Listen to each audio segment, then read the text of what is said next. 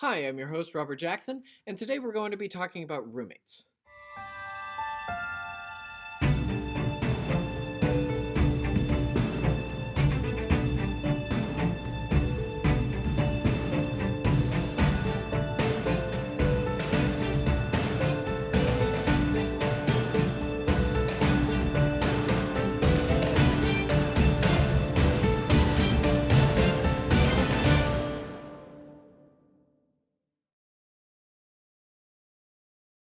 Harboring positive relationships with the people you live with is extremely important for college students.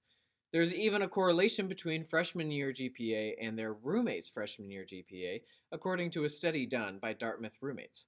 The study found that for every full point of a student's GPA increase, their freshman roommate's GPA increased by 0.11 points on average.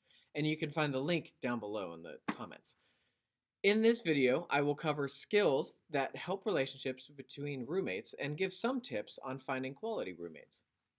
First thing that we're going to talk about is communication. Communication is one of the most important parts of building relationships with people, so communicating with roommates needs to be your high priority.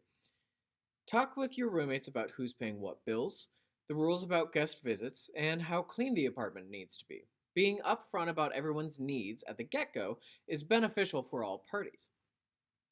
University of Michigan's Office of Student Conflict Resolution gives us some tips for RAs when helping roommates. This advice is also good for the roommates themselves. The first tip the university gives us is I statements. An I statement refers to a sentence that explains how the person is feeling and what they would like without the person feeling attacked or they're going to be put on the defensive because of that statement. General structure of an I statement would be something too similar of I feel blank when blank because blank. So what I'm hoping is blank. The LARA method is another conversation tool used by the University of Michigan. LARA stands for listen, affirm, or acknowledge, respond, and add. When listening, show that you are listening with eye contact and nodding your head. Also, acknowledge the feelings and needs behind what is being said. Then, respond to the needs and wants that were brought up and add other options for a solution or for more information. The university does also guide that not to give advice or force your opinion on anyone else. The next thing that we're going to talk about is boundaries. Part of communication is setting up boundaries. Boundaries are important for everyone to feel comfortable and secure in their living arrangement. They need to be respected for there to be a reduced or hopefully no conflict in the home. When setting up boundaries, it's important to know what you want first of all. You should know when you need space, when quiet hours are best for you, and when you'd like to share. Communicating your needs to roommates is essential. It is also important for everyone to work together and to not overstep their boundaries. This means asking everyone what their needs are and what works best for them in the same vein.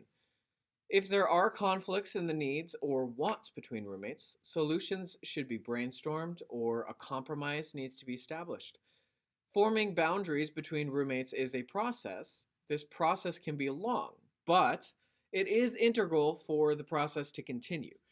Reevaluating everyone's solutions or compromises to make sure there aren't any remaining conflicts should be done regularly. Next, what we're going to do is we're going to try and find good roommates.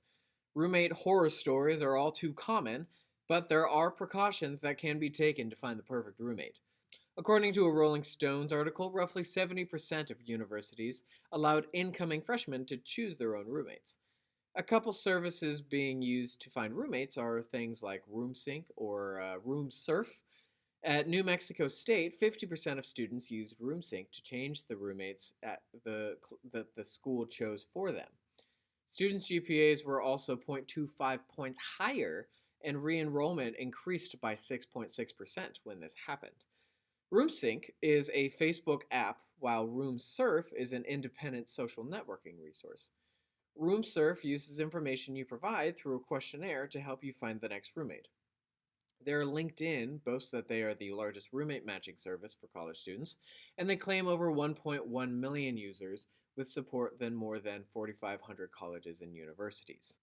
One of the things that we are going to talk about when you need to find a good roommate is what we talked about earlier when we talked about setting boundaries and setting friendship guidelines if you are going to be friends with your roommate. It might be a good idea in your head to be a roommate with someone that you've been best friends with for the last few years, but I would sit down with those people and make sure that you all have the same goals, the same mindset, and the same relationship before and after you are roommates.